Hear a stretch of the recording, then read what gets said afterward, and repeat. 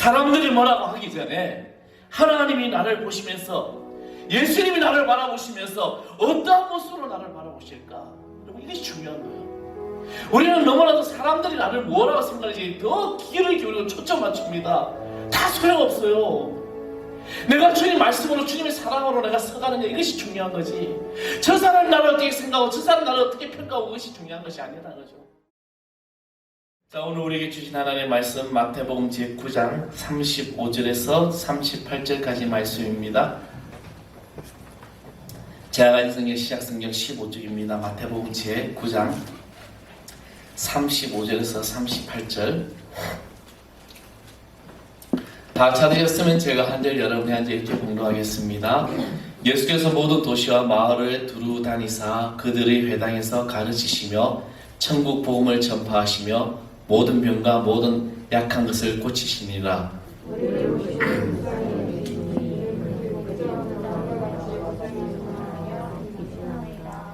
이에 제자들에게 이르시되 주수할 것은 많되 일꾼이 적으니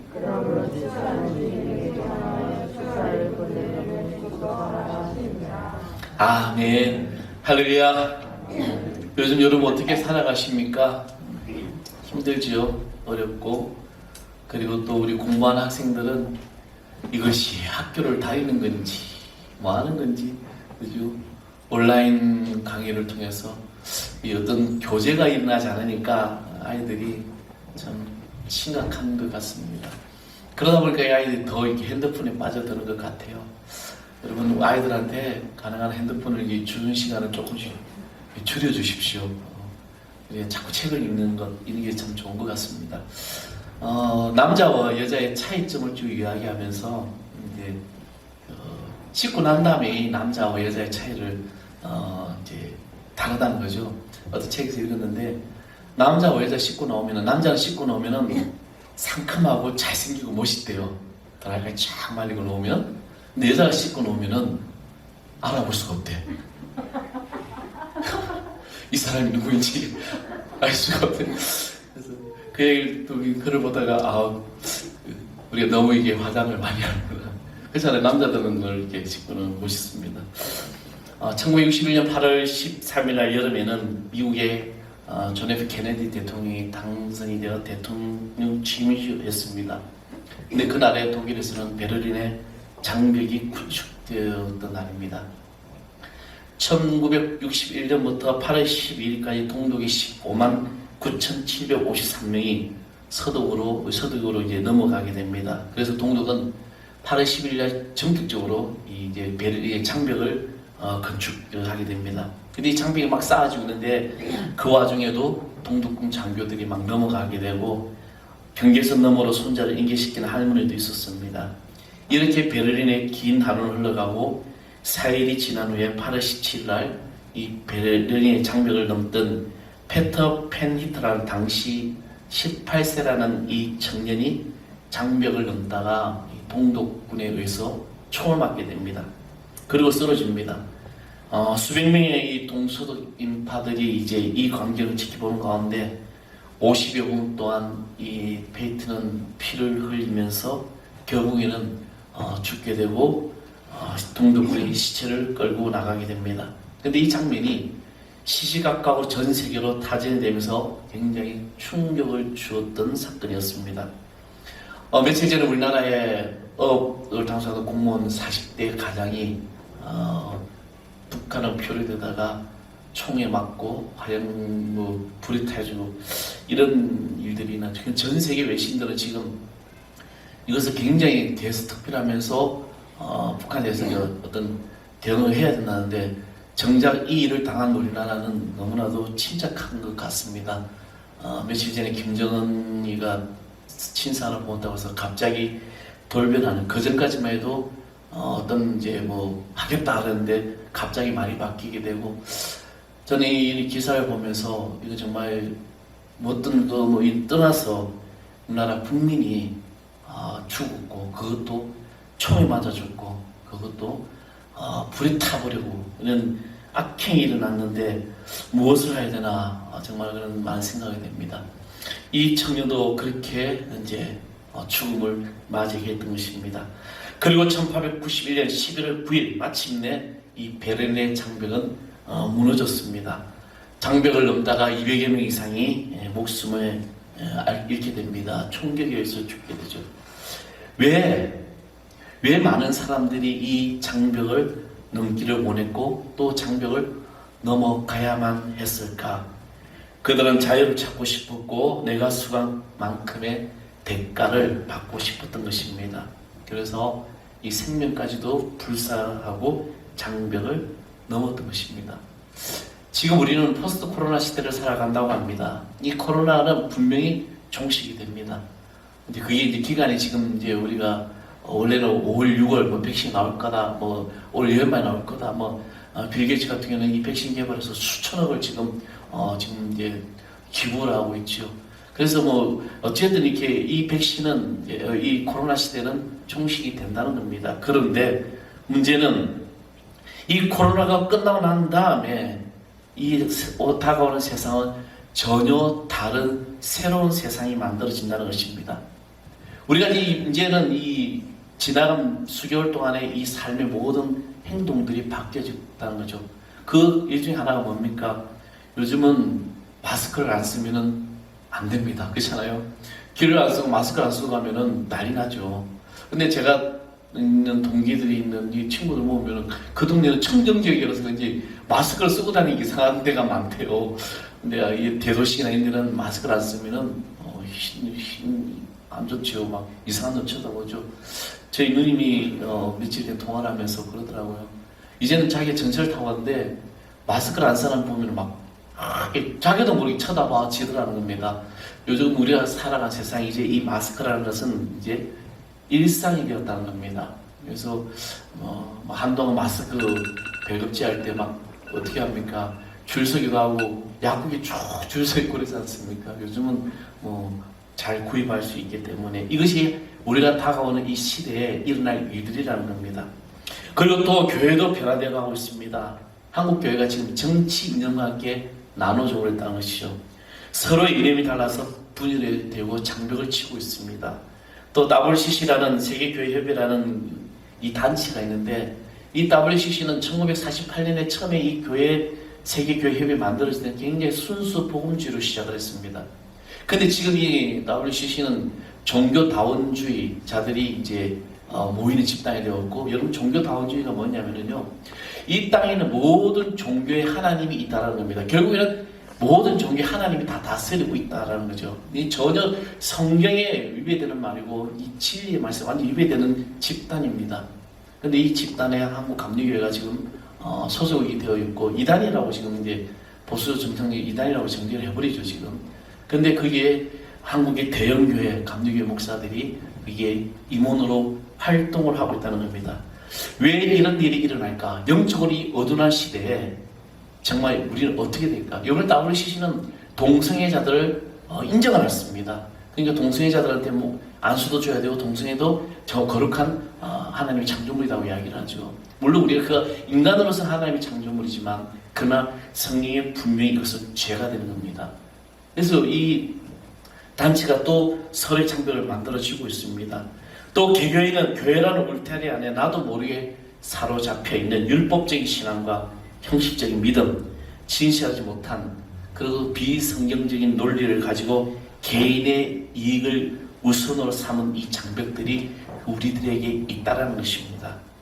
우리는 이 장벽을 넘지 않고서는 지금 이 시대를, 내 가정을, 우리 민족을 변화시킬 수가 없다는 겁니다. 넘어서야 돼요. 장벽 안에 가둬져 있는 것이 아니라 가둬져 있는 것이 아니라 넘어서야 된다는 것입니다. 여러분, 교회의 주인은 누구입니까? 오늘 이 예배자에 모인 성도 여러분 앉아있는 이곳의 주인은 누구입니까? 목사님 제 것입니까? 아니 우리 교회 중직자들 것입니까? 아니면 성도 여러분들의 것입니까? 우리는 분명히 알아야 될 사실이 있다면 교회의 주인은 오직 예수 그리스도입니다. 오직 예수 그리스도죠. 그리고 우리는 청직입니다. 봉사자이고 헌신자입니다. 일꾼입니다. 그래서 사도 바울은 교회는 그리스도의 몸이라고 말씀하고 있습니다. 성도는 하나님의 자녀로서 이 교회에서 사역을 감당하고 헌신하고 충성하는 것입니다. 그래서 우리는 예수님을 예수님은 세상을 통해서 하시고자 하는 사역을 바로 교회를 통해서 지금 일하시고 계시는 겁니다. 그래서 그 많은 교회들 가운데 우리 하늘사랑교회가 바로 그 일을 감당하고 있는 것입니다. 하지만 교회는 이 일을 제대로 하지 못하고 있습니다. 하나님은 에레미야와 에스겔을 통해서 하나님의 백성을 돌보는 일에 실패한 이스라엘 목자들에게 그들이 영적 지도자를 책망하셨습니다. 에스겔 3, 4장에 보면은요, 하나님이 이 목자들에게 무엇을 기대했는지 또 그들은 무엇을 실패했는지 잘 보여주고 있는 그 말씀의 장입니다. 에스겔 3, 4장 1절에 6절의 말씀을 보면 예수님이 낚시기 전 586년 전에 예루살렘의 멸망을 예언하면서 거짓 목자, 참 목자라는 것을 말씀합니다. 그래서 4절에 너희는 그 연약한 자를 강하게 아니하며 병든 자를 고치지 아니하며 상한 자를 싸매주지 아니하며 쫓기는 자를 돌아오게 오지 아니하며 잃어버린 자를 찾지 아니하고 다만 포악으로 그것들 다스렸도다. 목자가 없었으므로 그것들이 다 흩어져서 모든 들짐승의 밥이 되었도다. 교회가, 목회자들이, 먼저 된 성도들이 지금 이 사명을 잃어버렸다는 것입니다. 저도 마찬가지겠죠. 주의 양들이 쫓기고 잃어버리고 상처를 당해도 이 땅의 교회들이, 목사들이, 성도들이 교회 밖에 이 잃어버린 그 양들을, 그 소명을 잃어버리고 있다는 것입니다. 우리는 예수님의 눈으로 우리들의 영혼을 바라보아야 됩니다. 예수님의 사랑으로 우리들을 사랑해야 됩니다. 그러나 예수님의 눈으로 바라보지 않고 예수님의 사랑으로 사랑하지 않습니다. 지극히 자기 중심적으로 사랑하고 자기만이 잘 되면 된다. 지금 앞으로 우리 포스트 코로나 시대 이후에는 더욱더 그러한 시대에 살아간다는 겁니다. 우리 아이들이, 다음 세대 아이들이 더욱더 개인주의로 가게 되죠. 그냥 이 스마트폰 하나만 있으면 되는 겁니다. 이런 세상에 우리는 어떠한 삶을 살아가야 될까? 오늘이라는 삶을 살아가면서 영적으로 성숙한 성도라면 우리는 이 눈을, 이 사랑을 가져야 되고 지금 나를 가두고 있는 나만의 어떤 장벽을 우리는 넘어서야 된다는 것입니다. 물론 교회 안의 사역도 중요합니다. 물론 교회 안의 사역도 중요하죠. 왜 한국 교회가 대형교회가 되고 개척교회는 더 흔들어질까? 개척교회는, 적은 교회는 감히 일을 많이 시켜. 근데 저는 우리 교회 제 일을 잘 많이 안 시킨 것 같아요. 올해는 걱정하지 마십시오. 김장도 안 할 겁니다. 김장도 안 할 거야. 좋지 않아요? 김장, 1년에 교회가 김장하는 게 얼마나 큰 일입니까? 그렇죠? 왜냐면 작년 김장이 너무 많이 남았어. 그렇게 먹으면 될 것 같아요. 성도님들이 김장하시는 분들 조금씩 돼가지고 교회 갖다 주시면 더 좋고요. 이야기했습니다. 김장 안 합니다. 갖다 주시면 좋다. 이렇게 이야기했습니다. 예수님의 사랑으로 교회 사역도 중요하고 다 중요해요. 그런데 우리는 교회 밖의 영혼, 아웃클래스 차이니즈, 저 밖에 있는 그리스도인들, 지금 방황하는 그리스도인들, 예수를 믿던 사람들, 그리고 아직 예수를 믿지 않는 불신자들, 그들을 지금 우리는 찾아가야 되고 구원해야 됩니다. 그렇다면 예수님은 어떠한 마음으로 사역을 하셨을까? 우리는 오늘 이런 본문에서 예수님의 사역에 대한 분명한 가르침이 있다는 것입니다. 오늘 말씀해 보면 우리는 먼저 주님은 사람들이 있는 곳으로 가셨습니다. 35절에 말씀 보면 예수께서 모든 도시와 마을에 두루 다니사라고 시작을 합니다. 여러분, 주님은 그들 오기만을 기다리시지 않으셨다는 겁니다. 돌 모아가며 올라간 삭개오에게 다가가시고 당시 모든 사람들이 죄인이라고 손가락 쳤습니다. 여러분, 삭개오는 키가 작다고 이야기 나오죠. 근데 그 마을에 예수님이 오신다는 소식을 들었습니다. 근데 예수님 주위에 너무나 많은 사람들이 있어. 어떻게 저분한테 가지? 그래도 이 삭개오가 고민하다 무엇을 고민하죠? 돌 모아가며 올라가서 예수님을 봐야 되겠다. 저희들 어릴 때, 요즘은 서커스단이 없지 않습니까? 어릴 때 이 서커스단이 막 동네마다 한 번씩 옵니다. 그래, 얼마나 많은 사람들이 막 모여요. 근데 지금 예전처럼 저거 천막 치는 것도 아니고 그냥 울타리 있게 맞춰놓고 하는 경우도 많아요. 그럼 이것을 보려고 그 근처에는 나무에 올라간 적도 있습니다. 그래서 막 보려고 하는 거죠. 삭개오도 거기 올라가서 예수님을 보려고 했는데, 근데 그 삭개오에게 누가 찾으신? 예수님이 오셨습니다. 삭개오야, 삭개오, 내려라. 내가 오늘 너희 집에 유하겠다. 많은 사람들이 예수님을 손가락질 했습니다. 어떻게 죄인의 집에 함께 하느냐? 어떻게 죄인과 함께 식사를 하냐? 그러나 예수님은 늘 자신들이 예수님께 올 때까지 기다리지 아니하시고 다가가셨다는 겁니다. 우리 주님은요, 주도적으로 잃어버린 자들에게 먼저 찾아가셨습니다. 우리는 양들이 있는 곳으로 찾아가야 됩니다. 이것이 교회에서 먼저 된 성도된 저와 여러분의 사명이라는 거죠. 먼저 찾아가야 되는 겁니다. 그들 오기만을 기다려야지, 감나무에 감이 떨어질 때까지 기다려야지 아닙니다. 우리가 먼저 찾아가는 것입니다. 우리는 우리 안에 있는 그 양떼, 그리고 잃어버린 양떼 모두와의 관계를 가져야 됩니다. 그들이 살고 있는 곳, 그들이 일하는 곳, 그들이 있는 곳을 우리는 찾아가야 됩니다. 이것은 죽음 앞에 있는 자들도, 삶에 지쳐있는 자들도, 너무나도 바쁘게 살아가고 있는 자들에게 우리는 관계를 계속해서 쌓으면서 상처받은 이들을 돌봐야 된다는 것입니다. 제가 이제 처음에 하늘사랑교회를 개척하면서 우리는 아파트에서부터 시작을 했습니다. 어떤 한 분이 아파트를 빌려주면서 그곳에서 3가족이 모이고 7가족이 모이고, 그리고 이제 7가족이 모여서 한 50평짜리 상가를 이제 얻어가지고 그 3층에서 개척을 했습니다. 그 3층에서 이제 개척을 하고 난 다음에 9개월 만에 교인이 우리가 근 60명이 늘어나 버렸어요. 9개월 만에.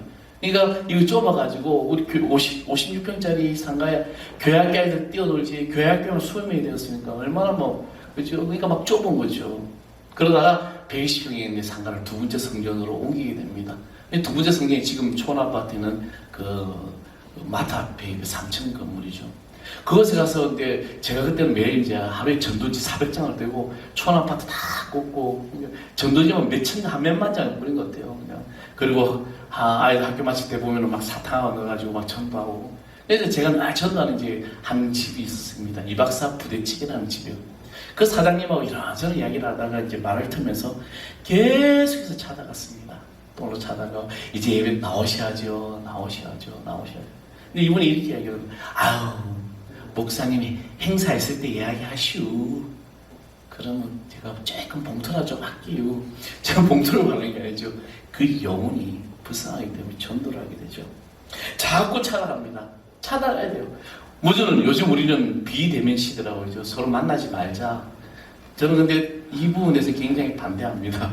여러분, 우리는 만나야 돼요. 마스크 쓰고 만나야 돼요. 그리고 손쉽게 잘 하면 돼요. 전혀 문제 안 됩니다. 예를 들어서 목사님, 우리 교회 목사님 코로나 문제 안 된대, 괜찮아, 막 마스크 벗고 막 가사하는 게 아니라 내가 정말 철저히 위생관리 잘하면서 만나는 거죠. 만나서 그 영혼들을 위해서 구원하라는 겁니다. 오늘도 지금 복음을 들고 전도하는 자들이 많다는 것이죠. 마태복음 9장에 나오는 예수님의 사역은 그 가르침과 선포, 치유 등을 말씀하고 있습니다. 예수님은 사람들이 이해할 수 있도록 이야기를 사용하시고 가르치고 선포하시다는 거죠. 그래서 말씀이 쉬워야 돼요. 여러분이 난 재능이 없어요, 난 말 잘 못해. 아니요, 우리는 내가 하는 말을 가지고, 내가 받은 은혜를 가지고 복음을 전하면 됩니다.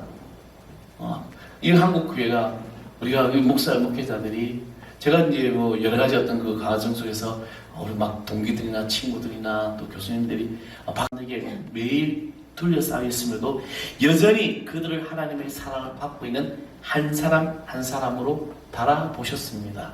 예수님은 이 무리를 보실 때 그들이 목자 없는 양과 같다라고 말씀하셨습니다. 그 연민은 예수님의 마음으로 볼 수가 있는 것입니다. 우리는 예수님 마음을 품어야 그것이 보여지는 거죠. 참 정말 저는 이제 요 며칠 동안에 계속 누군가 한 사람이 생각이 납니다.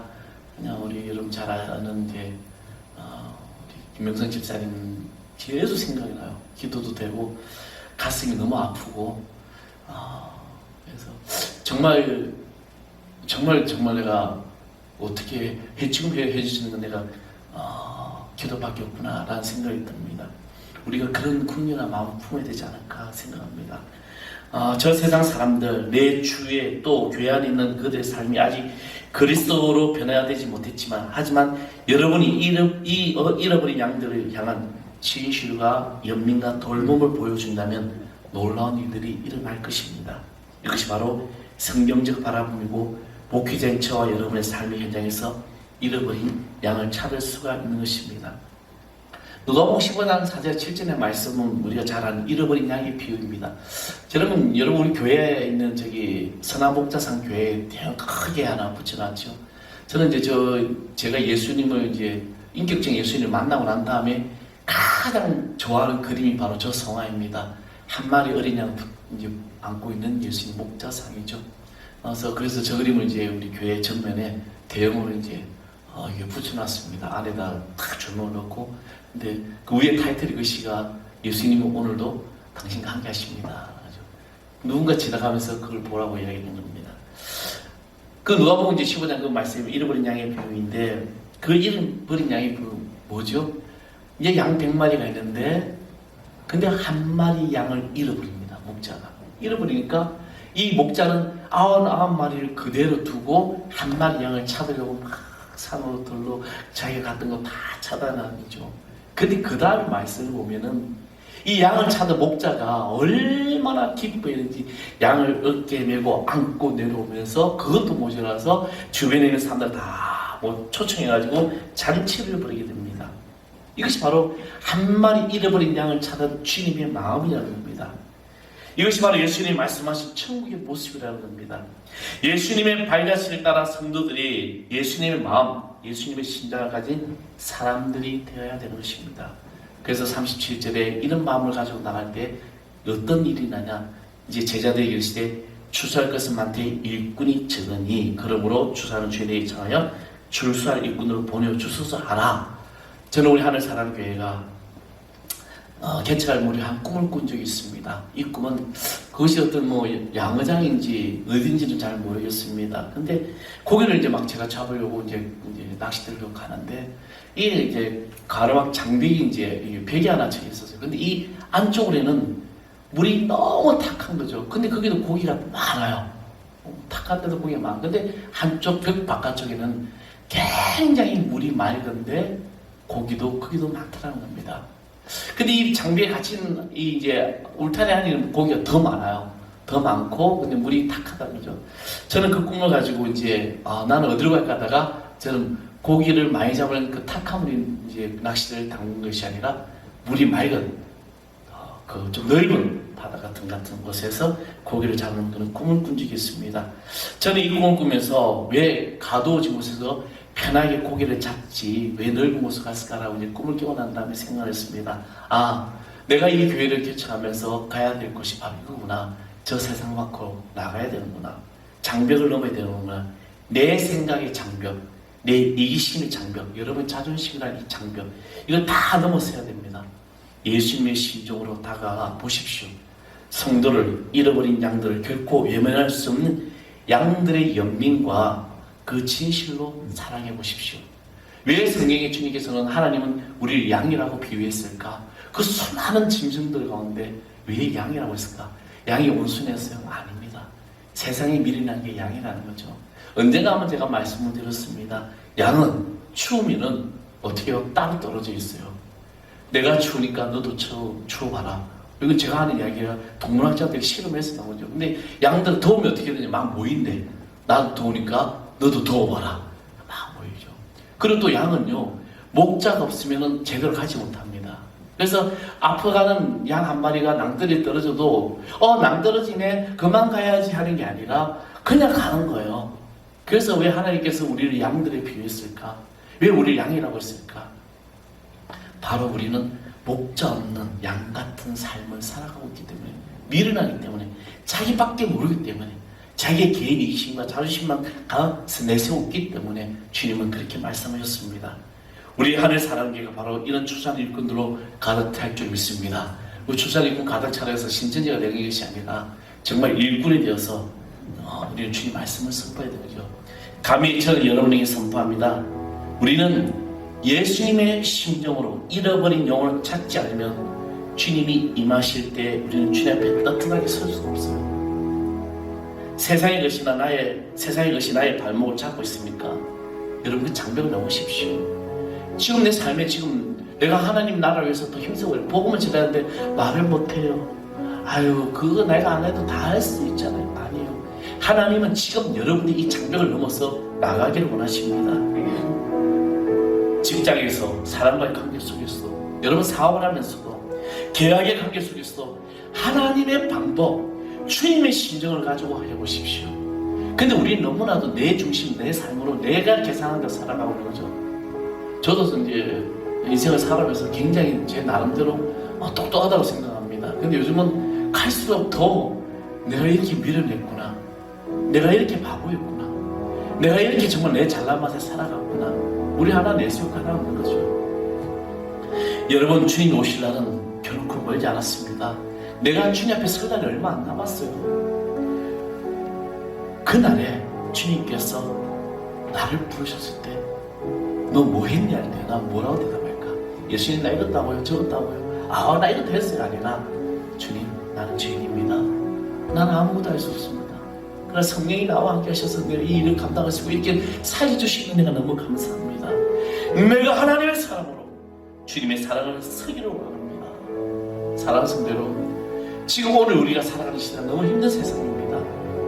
경제적으로도 힘들고 정치적으로도 힘들고 여러분 개인 가정사에도 힘들고, 우리 아이들을 보면, 저는 우리 교회 학교 아이들 지금 이제 이 다니는 어린이집에서 아이들이 지나가면서 이제 제가 우리 교회에서 행사를 몇 번 했다고 제 아이들이 지나가면서 막 인사하고 지나가요. 얼마나 이쁜지 몰라요. 근데 그 아이들을 보면은 심히 걱정돼요. 이 다음 세대가 어떻게 될까? 우리는 하나님의 사랑으로 이제 주님 앞에 서십시오. 교회 안에 있는 율법적인 그런 신앙의 장벽을 넘어서십시오. 영혼군에서 예수님의 심정으로 그들에게 다가가고 오십시오. 우리는 계산하지 말아야 돼요. 너무나 우리 계산하고 살아갑니다. 내가 이만큼 했으니까 너 이만큼 해줘야지. 아니에요. 그냥 무한정 나의 삶을 풀어주는 거죠. 사람들이 뭐라고 하기 전에 하나님이 나를 보시면서, 예수님이 나를 바라보시면서 어떠한 모습으로 나를 바라보실까? 여러분, 이것이 중요한 거예요. 우리는 너무나도 사람들이 나를 뭐라고 생각하지 더 귀를 기울이고 초점 맞춥니다. 다 소용없어요.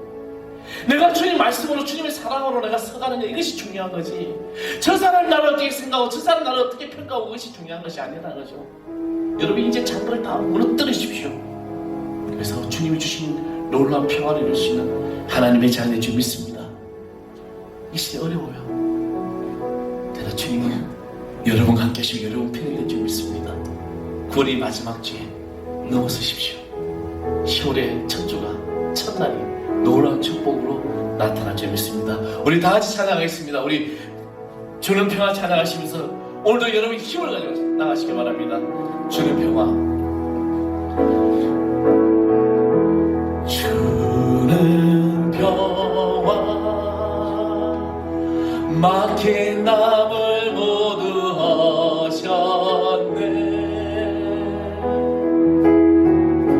주는 평화, 우리의 평화 주는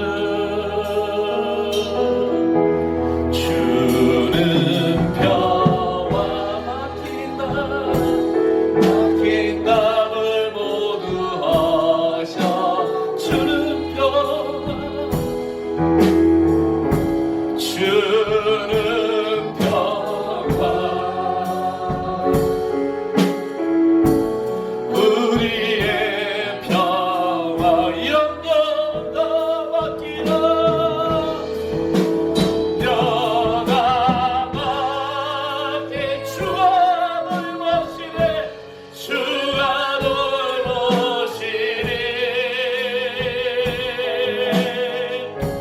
주는 다시 한번 고백하며 찬양합니다. 주는 평화, 주는 막힌 담을 모두 하셨네. 주는